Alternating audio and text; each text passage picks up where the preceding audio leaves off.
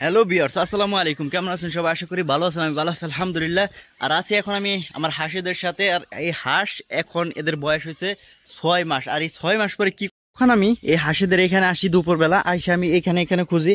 একটা হাঁস ছিল এইটার ভিতরে, আর 3টা হাঁস ছিল এখানে। আমি আইসা দেখি মাত্র 4টা হাঁস। আমার হাঁস ছিল 5টা, বাকি একটা হাঁস গেল কোথায়? আমি মানে অনেক খোঁজাখুঁজির পরে এই যে এইদিকে যে ঝোপঝাড় আছে এইগুলা, বা এই যে এখানে টমেটোর ক্ষেত আছে, এইগুলো সব কিছু আমি তন্ন তন্ন করে খুঁজতেছি। বা ওইখানে আমাদের খড়ের পালা আছে ওইটা খুঁজতেছি। মানে সব জায়গাতে লাঠি নিয়ে খুঁজতেছি যে কোনো কোনো জায়গায় হারাই গেলো বা কোনো কিছু ধরলো কিনা, বা এরকম করে খুঁজতেছিলাম। তো এখন দেখতেছেন 5টা এখানে, কিন্তু দুপুরে এসে দেখি 4টা। ওই 4টা থাকার কি কারণ সেটা, আর কারণটা হইতাছে আমি যখন অনেক জায়গায় খোঁজাখুঁজি করি তখন আমার মা মানে এইখানে এটা হইতাছে হাঁসেদের বাসস্থান, অনেক গরিব একটা বাসস্থান। আমি যখন দুপুরে আসি আসার পরে খুঁজলাম, খোঁজার পরে পাই না। পরে আইসা দেখা যায় যে এইটার ভিতরে বসে রয়েছে ওই যে ওইখানে একটা ডিম দেখা দিতেছে। ওই ডিমটাই মূলত একটা আমার যে ফিমেল হাঁস আছে ওই হাঁসে দিছে। অলমোস্ট 6 মাস টাইম লাগছে এদের ডিম দিতে। দেখুন একটা, মাশাআল্লাহ তাবারাকাল্লাহ, আলহামদুলিল্লাহ। আজকে এই প্রথমবারের মতন আমি যে হাঁস পালতাছি আজকে 6 মাস হয়ে গেছে। এই 6 মাসের মধ্যে এই প্রথমবার এই ডিমটা আমি পাইছি। দেখুন একটু একদম সাদা না, মানে একটু ব্রাউন কালারের মতন, বাদামি বাদামি কালারের মতন যে একটা ডিম দিয়ে দিচ্ছে, মাশাআল্লাহ তাবারাকাল্লাহ। তবে আমি জানি না এটা থেকে বাচ্চা হবে কিনা। তবে এইটাই হইতেছে ফার্স্ট টাইম এই আমার হাঁসের। যখন আমি সব জায়গায় খোঁজাখুঁজি করলাম, মা বলতেছে এটার ভিতরে, আইসা দেখি যে এটার ভিতরে বৈশা রয়েছে। আমি ওটার ডিস্টার্ব করে নাই, ওটার বৈশা থাকতে দেখছি। আর আরো কিছুদিন বৈশা থাকছে অন্য অন্য জায়গায়, কিন্তু ওইখানে ডিম পারে নাই। তবে আজকে প্রথমবার ডিম দিছে। আর হ্যাঁ, প্রথমবার একটা ডিম দিছে, মুরগির ডিমের থেকে অনেকটা বড়। আজকে ফার্স্ট টাইম ডিম দিছে, তাও দুপুরবেলা।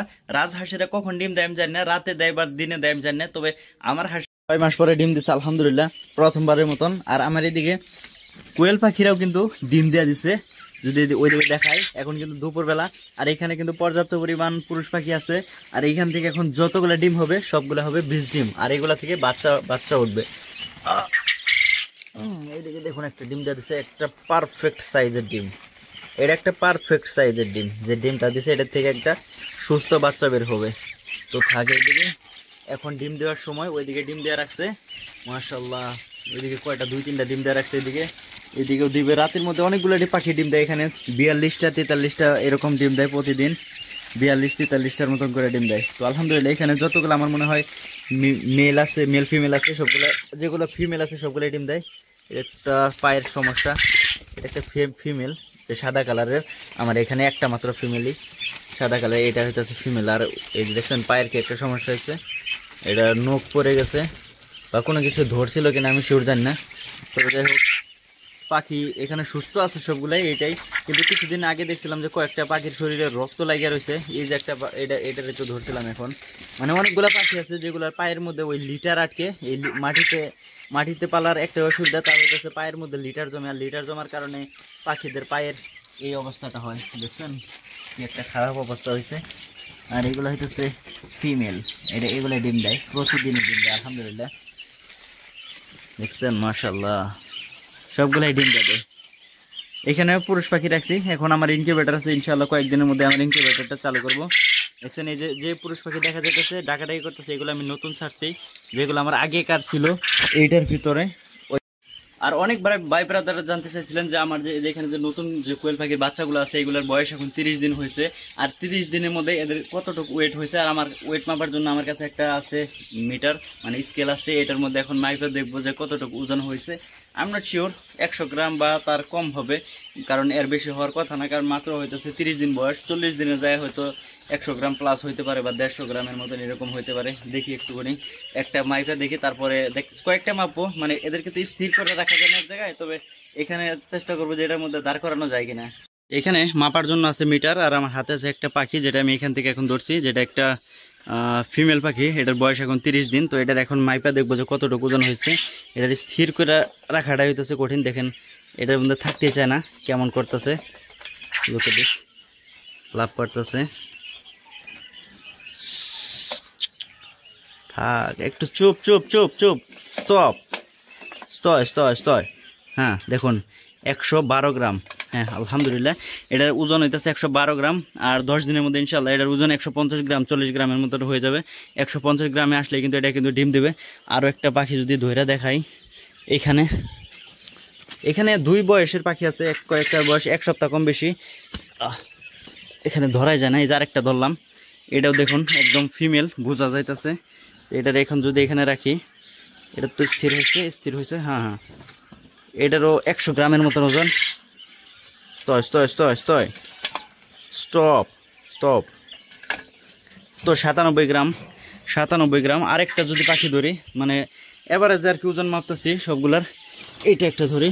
এটা একটা পুরুষ পাখি, দেখুন দেখছেন, এই যে একদম বোঝা যাইতেছে কিন্তু এটা একটা পুরুষ পাখি। এটাকে একটু যদি মাইপা দেখি, এটাও তো একদমই থাকতে চাইতেছে না, শুধু ভাইগে যাইতে চায়। স্টপ। 105-6 গ্রাম। চলে যাচ্ছে, কোথায় চলে গেল? হ্যাঁ,